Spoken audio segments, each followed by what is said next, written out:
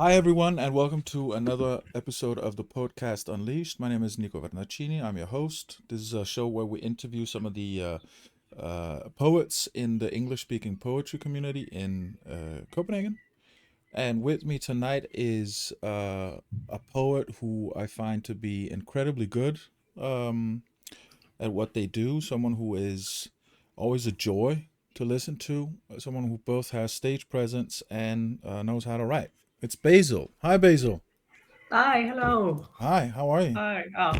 Good, good. I'm still not used to being called your one of your favorites, but I've hi. told you before, though. You've heard me say that before, right? Yeah, yeah, yeah. Thank you. I'm still don't know how to react, but yeah. Yeah, Hello. Thanks for having me. you got it. Thank you for Yeah. coming aboard. Yeah.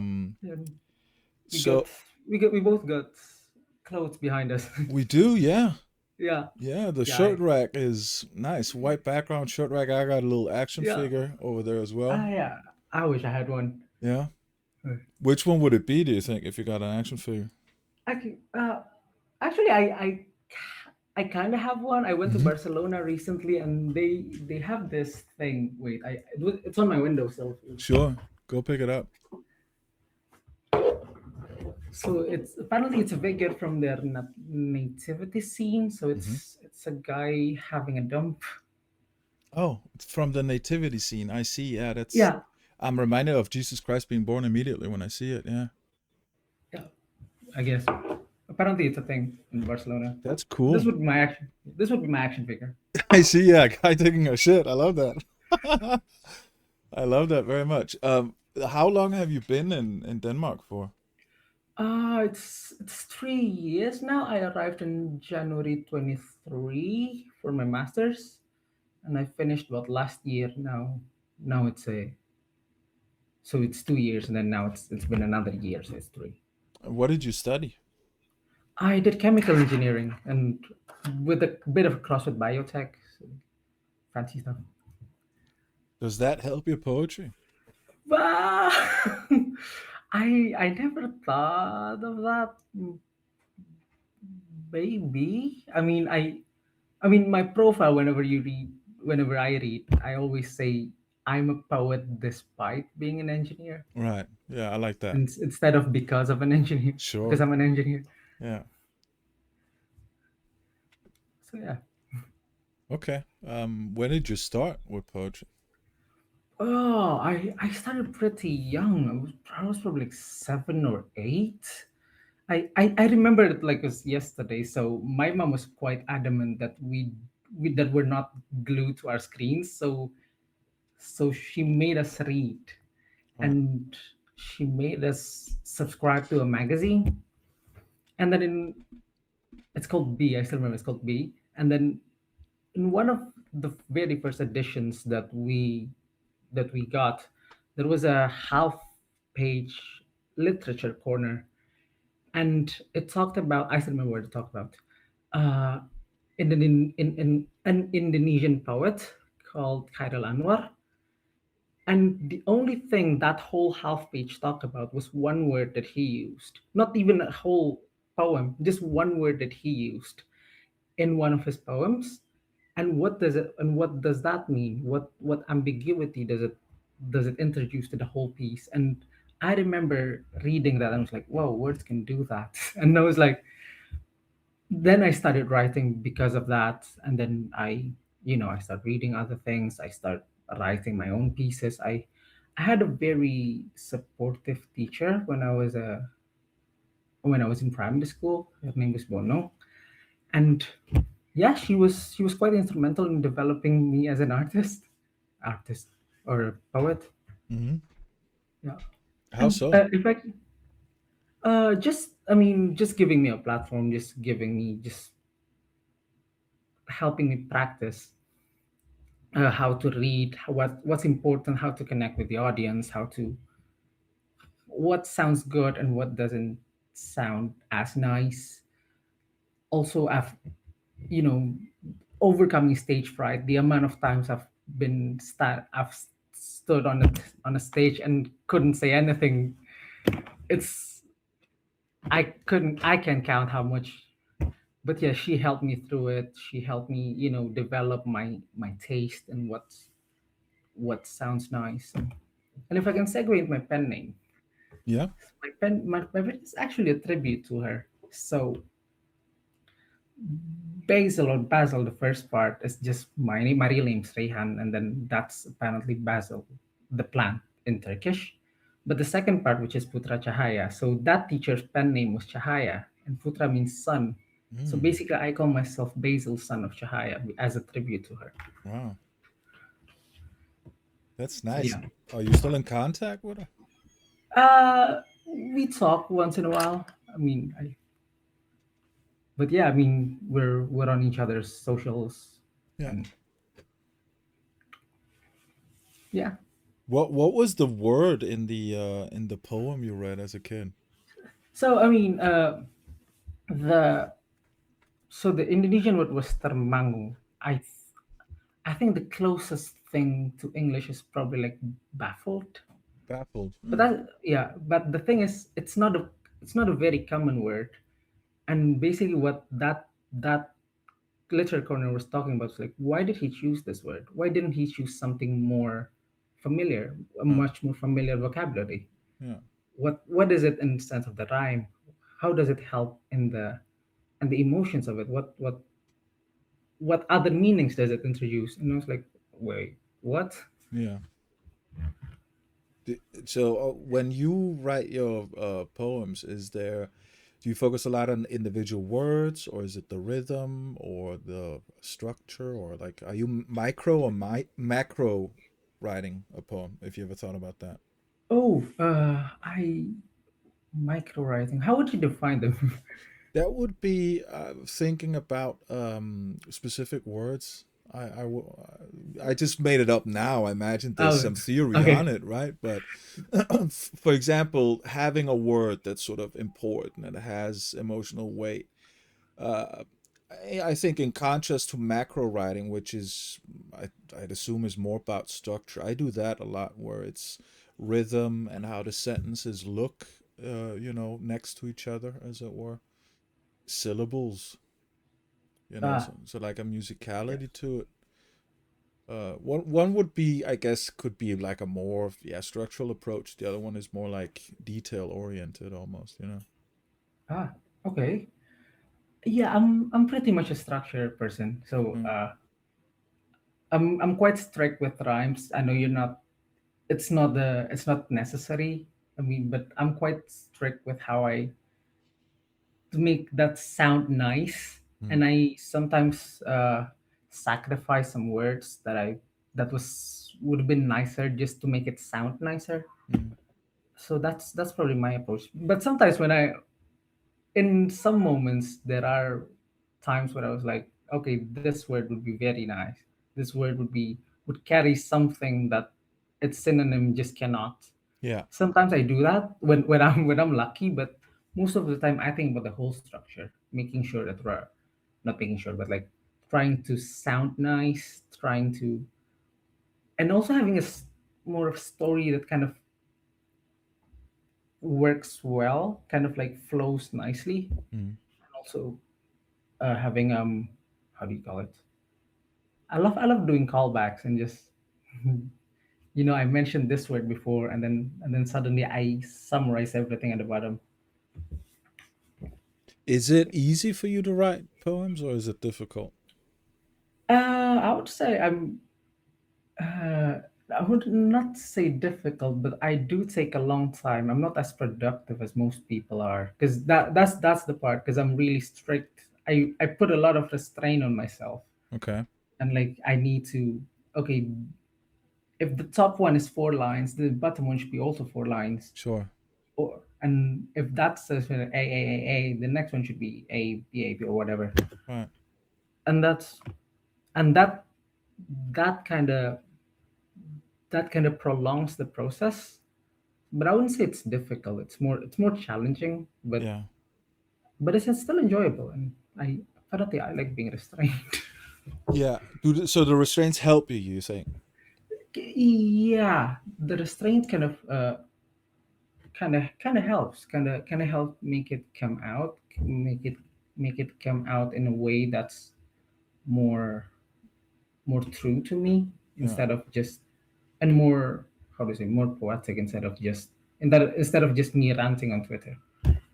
Yeah, I get what you're saying. Yeah, I love restraints as well. Some people aren't exposed to restraints in a positive or fruitful way, so they really see it as a chain around their Yeah, ankle instead of something that's just that can make it easier.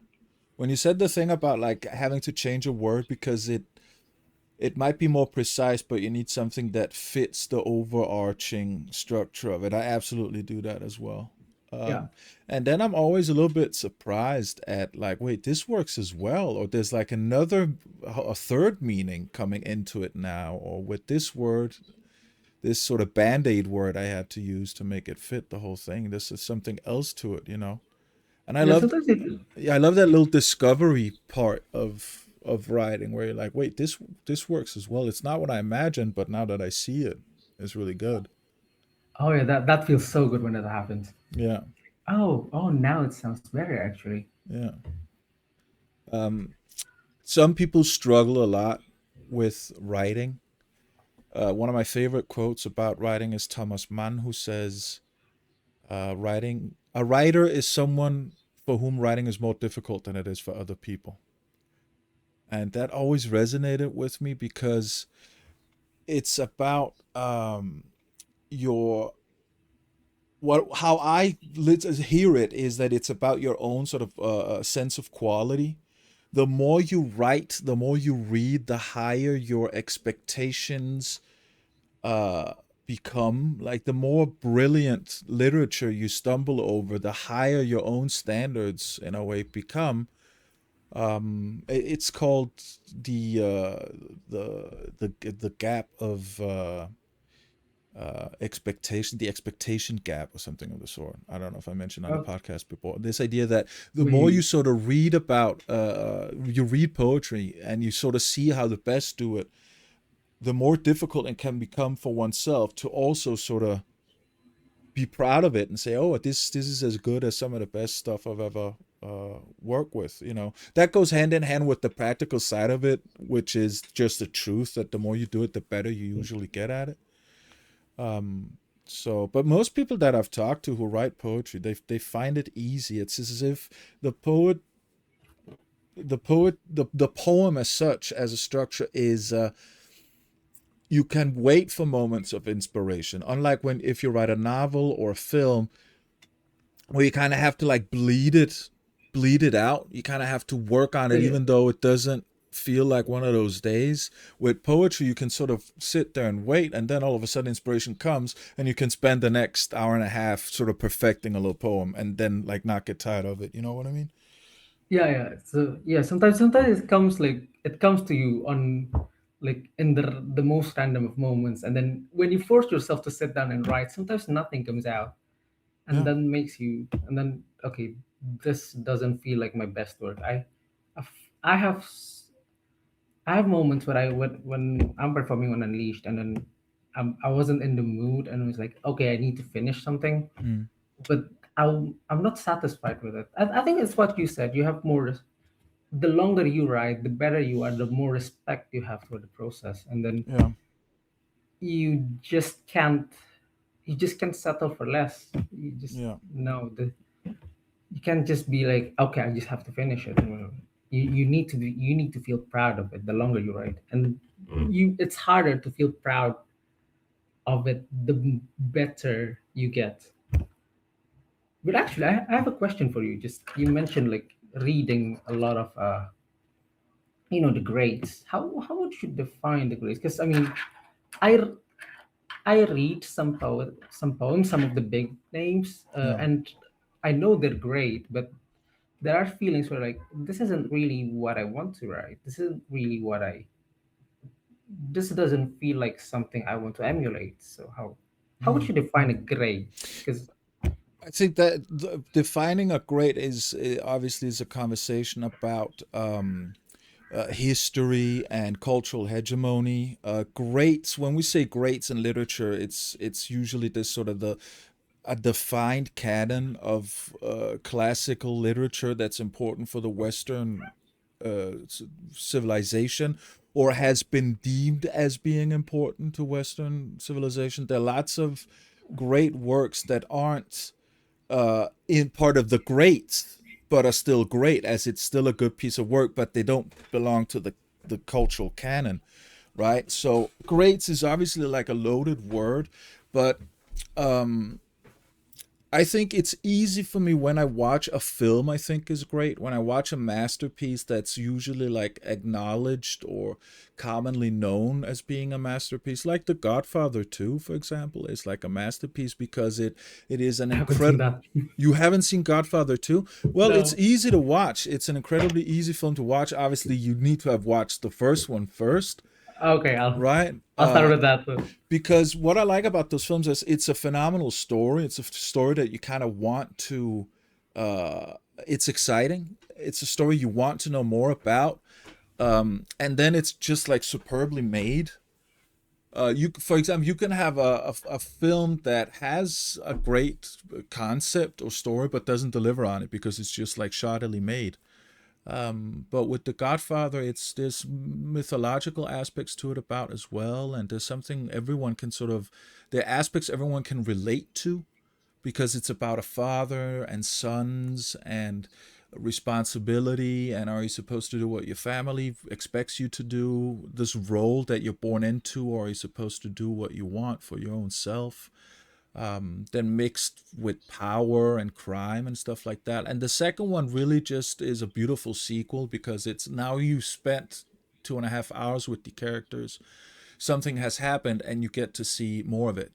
People usually don't like Godfather 3 as much, but what I'm Okay. trying to say with it is that it's easy for me to sort of gauge for myself whether a film is good because um,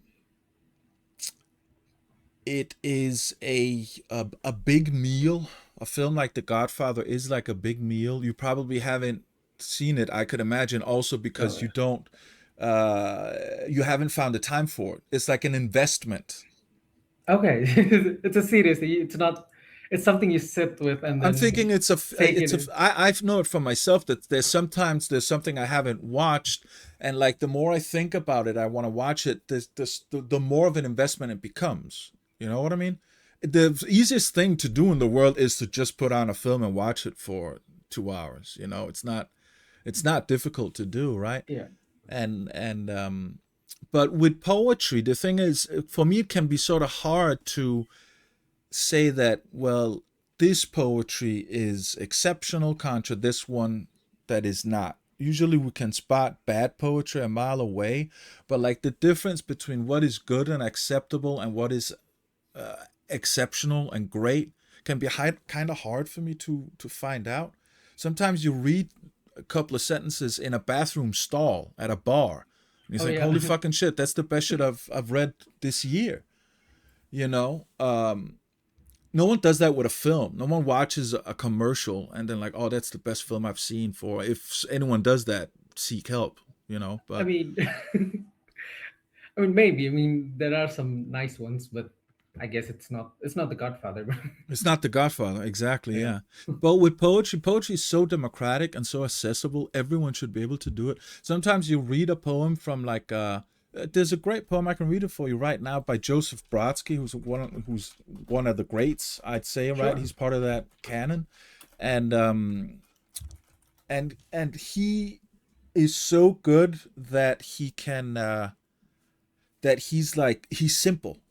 His words are simple. The meaning he's trying to get to us is simple. He doesn't have to be highfalutin. He doesn't need to have a large vocabulary or try to wow us with like, oh, look at how he's doing this and that. So when you read Shakespeare, who's also a poet, it's all about comprehension. There's like a layer of comprehension that you kind of need to get through to really enjoy Shakespeare. That's why Yeah. Shakespeare should absolutely be seen and not read. Actors should read Shakespeare, but Mhm. everyone else, we shouldn't read Shakespeare in school. That doesn't make sense to me. We should see it because as soon as you see a good Shakespeare, it's like, oh, you get it. You know what I mean? Oh, you need another layer of interpretation to it. You can just I see it think on. so. Yeah. I think so. It's easier for us to understand what Shakespeare's meaning when we see it. When we just read it, it's like, oh, it's complicated language. He makes up words. The grammar is can be all over the place and Yeah. stuff, and he plays with it. But like the playfulness can seem as a hurdle to get over, to sort of get to the good parts, as it were. Uh, Joseph Brodsky is a guy who just knows. He just knows how to write. He knows how to write simply, and I love that. I love that with poetry. It seems the the more you do poetry in general, the more simple it becomes, like the output. With film, okay. you have some directors who were phenomenal when they were young, but then when they get old, it's almost as if they lose some of that um, a connection to the audience. I mean, it's the Steven Spielberg, right? He just made a new film called Uh, Disclosure Day about aliens. uh, And some people say it's the best thing since sliced bread, while a lot of the other people, rightly so, say that this is a mess. Like, this is clearly not a good film. If anyone else had made it, uh, it would be criticized, right? Because directors usually don't get better with age, but it seems as if poets can get better with age.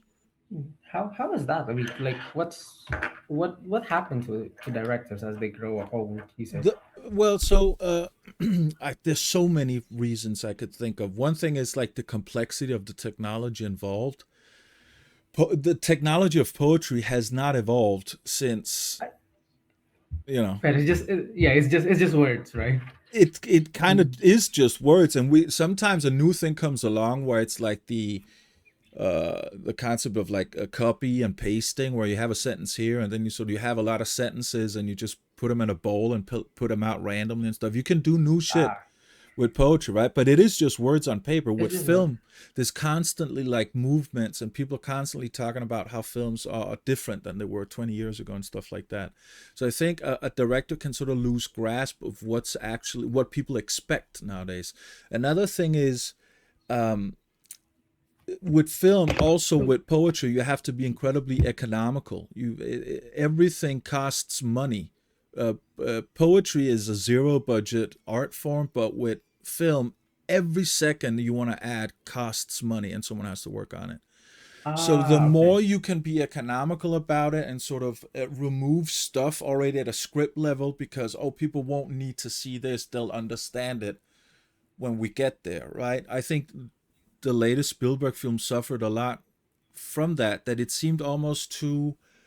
Yeah, you sort of have to be in on the joke. I read that it was draft 42. The scriptwriter had written 41 drafts beforehand. Okay, which is a crazy amount of time. No film has ever become better by having 42 drafts, Basil. It is a crazy waste of time, especially when you watch the film and it doesn't feel like this obvious masterpiece. It's not because someone had to work on it for so long that they kind of had to spend 42 drafts on it to make it great. Like, it's not because you sit there and think, whoa, this is Yeah, that's phenomenal in that's. any way.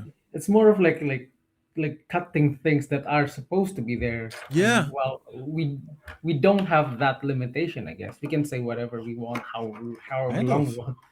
Kind of, yeah. And you can also have poems that are incredibly repetitive, and it's kind of hard with film. Repetition has a different character in film. You know, there's a rule of three and stuff like that. But with Uh, poems, you could make a poem consisting of 20 lines that are all the same lines, but said yeah, in a different way or capitalized in different ways and stuff like that. yeah. I love repeating things. I feel like that's part of the rhyme, the part of the rhythm that I try to build when I repeat things in my pieces. Like, it's just some sort of continuity to it, and Yeah. I don't think films can do that. You don't see it very often, no. There's a famous Akira Kurosawa film, obviously, called Rashomon, which is about a crime that happens, and then the entire film is you I the see. unreliable narrator one, right? Yeah, exactly, yeah. Yeah, Because it has different points of view in the film throughout the film. You kind of see the yeah. event from different sides. So that's a form of repetition. But I can't. see how that would work in a poem. With poetry, it's direct repetition. It's like, oh, use Yeah. this word again or this line again. Yeah, So back to the poets, to the Brodsky poem you want. yeah, yeah. It's called Love Song. If you were drowning, I'd come to the rescue, wrap you in my blanket and pour hot tea. If I were a sheriff, I'd arrest you and keep you in the cell under lock and key. If you were a bird, I'd cut a record and listen all night long to your high pitched thrill. If I were a sergeant, you'd be my recruit, and boy, I can assure you, you'd love the drill. If you were Chinese, I'd learn the languages, burn a lot of incense, wear funny clothes. If you were a mirror, I'd storm the ladies, give you my red lipstick, and puff your nose. If you loved volcanoes, I'd be lava, relentlessly erupting from my hidden source. And if you were my wife, I'd be your lover, because the church is firmly against divorce. It's, Wow, that's really simple. Like you said, it's it really simple, is. This, but it hits you in a way. yeah, it makes sense. I love Brodsky because it's always he tells poems almost like a joke. There's always a sort of punchline, or he knows how to make a good exit. And it's Yeah, something I've tried to imitate as well in my poetry. Is to like, yeah. Can I just say that feels very you? yeah. I feel like that could have been written by you. Well, thank you very much. It wasn't. I'll let you know that. But as I read it aloud for you, I was like, wait, this is the kind of stuff. Like this looks like one of my poems. Absolutely, it's absolutely something that I've sort of internalized and been inspired by. And just like he doesn't have any, $5 words. He's not trying to be smart. He's just like very. He's talking to someone and is repeating. If you were and I were and you were and I were and it's just like nice. It's cute. Can I just say, since coming here to Denmark and started writing more in English, feel I feel less of pressure to be. I feel like back home in Indonesia, when I start writing poetry in Indonesian, I feel some sort of pressure to land a knockout punch. I feel like Mm, I have to say something important, and I have to be clever about it, and I have to be. Yeah, I have to, this should say something, and I have to say it loudly. A lot of people say, I mean, one of the compliments I'm very happy to get about is people say it's powerful. My- but that's because that's the only way I've been taught to write. That mm, it has to be powerful. It has to, like I said, it has to have a knockout punch. And then I came here and then hear different people read different styles, and poems like that one was like, oh, this is also possible. I can feel it. It mm, it doesn't it's not trying to be, like you said, it's not trying to be clever, it's not trying to land something, trying to make an impression, but I enjoy it. So it's actually quite enriching to be here, and listening to people like you said I'm one of your favorites. You're also one of my favorites, but I swear to God, this is a compliment. yeah. Okay. i Yeah. I like you in a way that when the nerd tries weed for the first time, Yeah. so it's like, this is supposed to be illegal, why do I like it so much? Wait. This is one of the best compliments I've ever gotten. I think. I just you need to unpack that for me. This is when a nerd tries weed for the first time, and it's like Yeah, this. This should not work, but I like it. Is that what you said? yeah, Yeah. yeah. Basically, I mean, I think I've told you this long time. The first time I went on leash was the one where you planted a heckler. Yeah.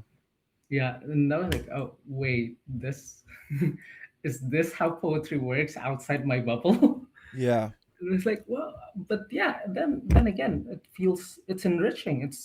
I'm I'm I've broadened my horizons to the fact that poetry isn't just what I'm used to. Yeah. Thank you very much.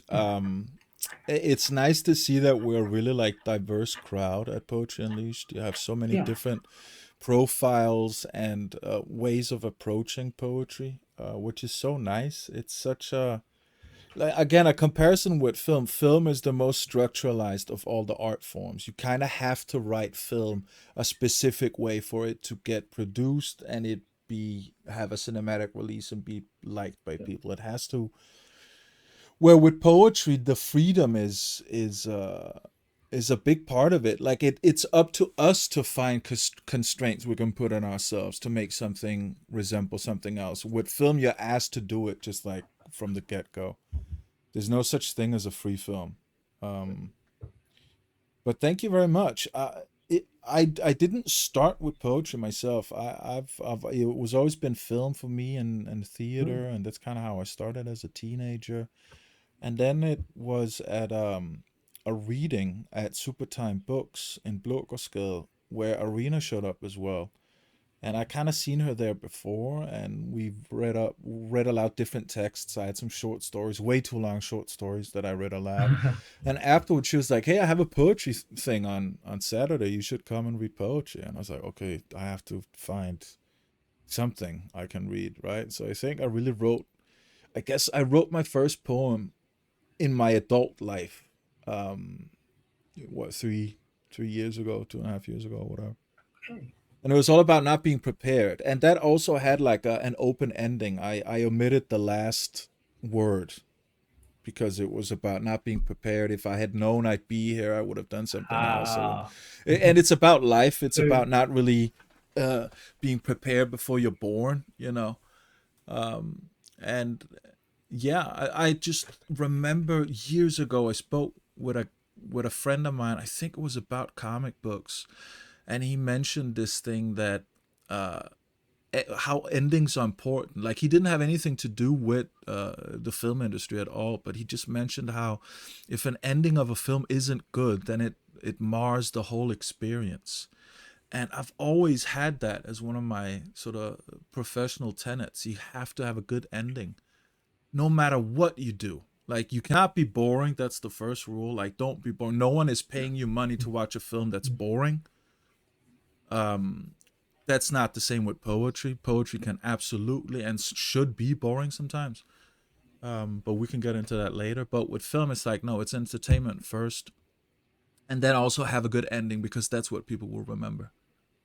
oh, okay. Yeah. So, um, yeah. So the whole knockout punch, I really feel you when you say that because it's like yeah, it's important that people sit there and are left with a good Yeah. You, experience. you feel the pressure to, like, land something that you're gonna think about this tonight. Yeah. Yeah. How have you done that? I'm not asking you to reveal all your tricks, but like, do you remember like an example of a knockout punch? Uh, I have this. Sometimes I play with the, like I said, when I repeat things from the beginning, I kind of summarize, not summarize. I use the same things, the same words, the same action verbs from before. We say, okay, this is closing, and then when you summarize that, and then you end it with a line. Sometimes I do that. Another another way is how else? I break the rhyme usually. That's how Mm, I do it. mm, I when I start doing freeform, when I start being structured, and then when I get to the end, I just let go of everything and just say what I want to say. yeah. That's how you do it. That's how I do it usually. But yeah, then again, sometimes nowadays I don't. That comes naturally. I don't do that to look good anymore. Now I Yeah. do that because that feels right. That sounds nice, and I'm happy with it. Yeah. Are you hard on yourself like in the editing process, or do you usually just like bang it out and get it right the first time? Uh, I Most people don't do this, but I edit as I go. Mm. As in, like, okay, this doesn't. Okay, this should go up. This should go down. I'm not that spontaneous as a writer. I'm quite. I'm usually sitting there and then, okay, this should go up, and Mm. then something else come up. Okay, this comes back down. So I wouldn't say uh hard on myself. I mean, yeah, the thing is, I don't have the usual editing process of doing it in the end and then just getting machete over your words. Yeah. But I do. Yeah, I'm hard on myself because I'm editing as I go, as Yeah. I said. Yeah. Does it take a long time to do? Actually, sometimes it is. sometimes it is, sometimes it doesn't. Depends on. Sometimes it just flows, and then it. And in lucky moments, you get it right the first time. It's like if I cut even more, it's gonna lose what I want. It's gonna lose the meaning that I want. Yeah. Some other time, I need to think about it even more. I need to sleep on it and then come back to it, and then I get a new word. This doesn't work. This doesn't work anymore. I move it to a different poem. It's kind of hard to kill your darlings, and it's like this would have been really nice, but it just doesn't fit anymore. Yeah. I'll use it for another poem. And do you have like a notebook you write stuff in throughout the day, or do you use your phone, or? It's mostly my phone. Yeah. I tried having notebooks. I just can't. Yeah. Yeah, I don't know. Sometimes some people have their own ways of writing. And I don't know. Notebooks just doesn't work for me. I don't know I mean, why. God bless the Notes app for sure. Oh yes. Yeah. The thing is, it's kind of distracting because then it's on your phone and it's like something comes out. It's like yeah, he's. I'll talk to him again now. Then what Right. was I writing about? I had a really nice word. Now he asked me to go to the bar, and it's like Yeah. now it's gone. I'm very strict with myself about it. Like I will interrupt anything I'm doing to write down something I think of.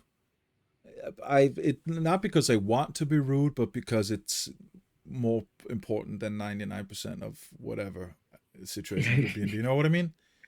Like yeah, yeah. The thing is, if I was getting knighted by the queen, maybe I wouldn't, but I would well, absolutely, wait for the moment where I can sort of, oh, I have to write this down. yeah, yeah. And The I thing is, tell it's people so fleet.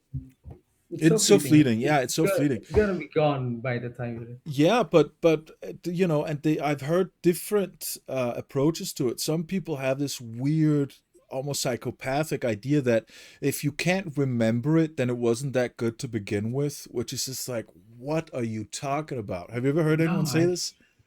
but I disagree. That's Absolutely. David Lynch, he's the complete opposite. He's like, write it down. If you forget a good idea and you haven't written it down, kill yourself.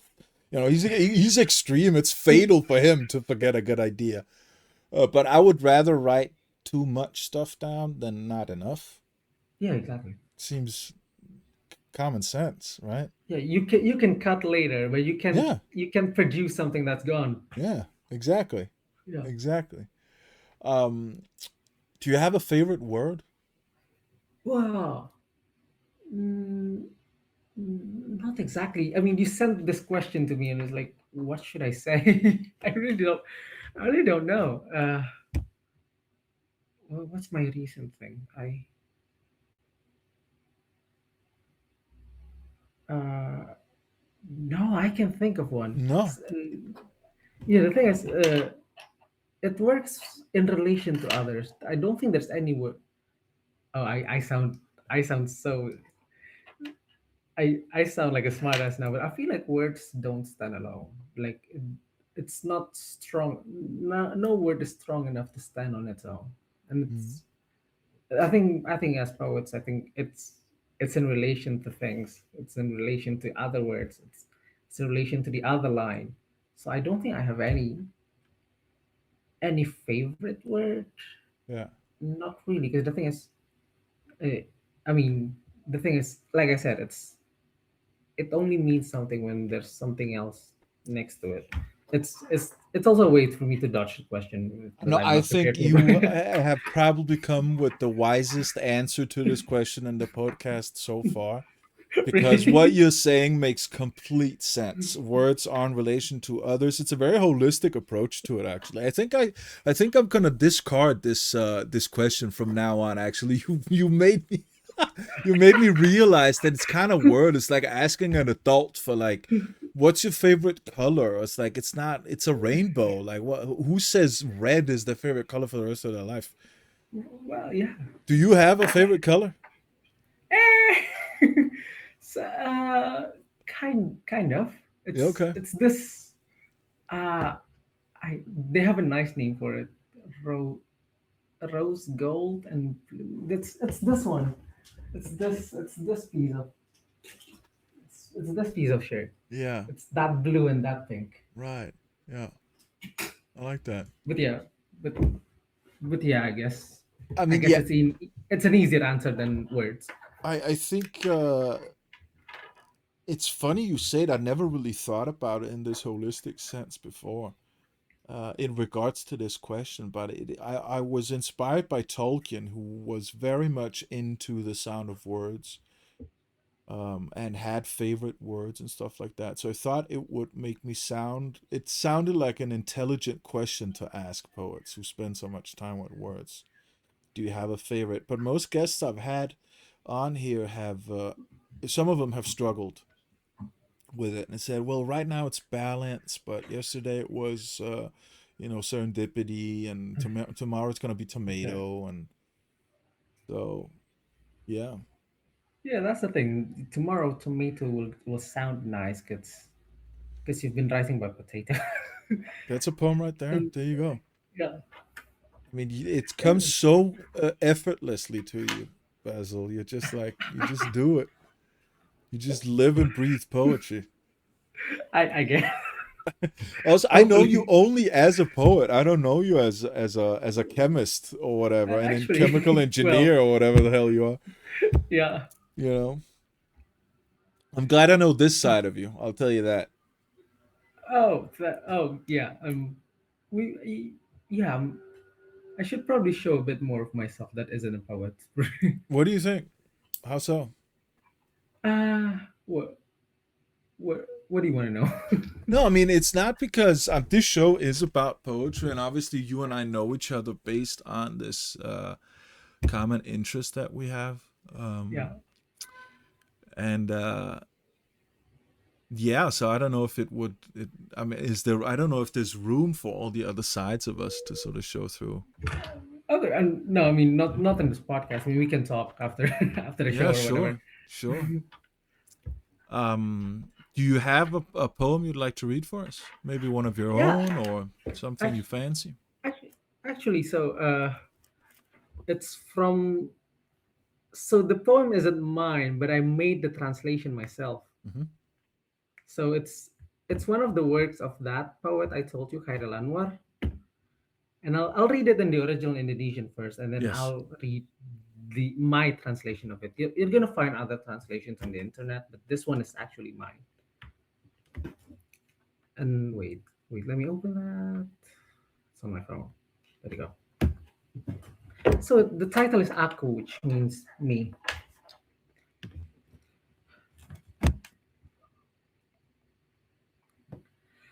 Kalau sampai waktuku, ku mau tak seorang kan merayu. Tidak juga kau, tak perlu sedu-sedan itu. Aku ini binatang jalang dari kumpulannya terbuang. Biar peluru menembus kulitku, aku tetap meradang, menerjang. Luka dan bisa ku bawa berlari, berlari hingga hilang pedih perih. Dan aku akan lebih tidak peduli. Aku mau hidup 1.000 tahun lagi. So that's the original. I'll read my translation of it. So the title is me. When my time is due, I want not a soul in mourning. No, not even you. Needless is all that weeping. I am a beast untamed in exile from its skin. Let bullets pierce my skin. I stay striking, enraged. The wounds, the venom I take with me running, running until the pain gives in. And care will I no longer give. I want to live another 1,000 years. There you go. Thank you very much. Yeah, and if I can talk about this a little bit. So Please.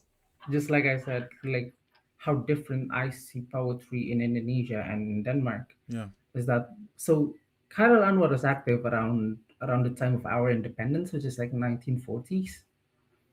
And so it was, I mean, nationalistic fervor was this as its maximum at the point. And the fact that he wrote something so individualistic, so brazenly self-indulgent, instead of writing about something, about the collective spirit of the national struggle, was quite controversial actually. The fact that so a lot of people think it's Western decadence. You're not supposed to write about yourself, about being, being proud. You should write about us as a community and our struggle to independence. So, I mean, it's now an iconic piece of Indonesian literature, but back in the day, some critics were not really happy with this. Does it still resonate nowadays? I think it resonates more, as in the poem, I think it resonates more than it was before Hmm. because of the fact that, this is someone who's so brazenly himself, so not afraid to be shit, so not afraid to show who he is and how he feels. I Yeah. feel like he's a legend now. I mean, he died pretty young, but now I would say he's the Indonesian poet. Right. So yeah. Yeah. Yeah. Thank you very much. If people want to find you, do you have any socials or a website or anything you'd like to plug? Oh, yeah. I mean, I'm on Instagram. It's at Cahaya Exhale. So I'll spell it: CAHAYAXSAEL. It used to be mine and my sister's. My sister do illustrations, but now she just posts on her own account. Hmm? Now it's just me. I'm also on Substack. I made it recently. It's just Basil Putra Cahaya. We'll link it down below so people can take a look Okay, at cool. Yeah. it. Yeah, the next Poetry Unleashed is going to be in August sometime. Um, Do you have a date or? no, I don't know yet, but people can find it on the official Instagram, Okay. and it'll be there. I hope to see you there. Yeah, I hope to see you there too. Thank you very much for coming today and Yeah. talking to us. Yes. Thank you for having me. It's super fun. Thank you very much. You have a good one. Yeah, you too.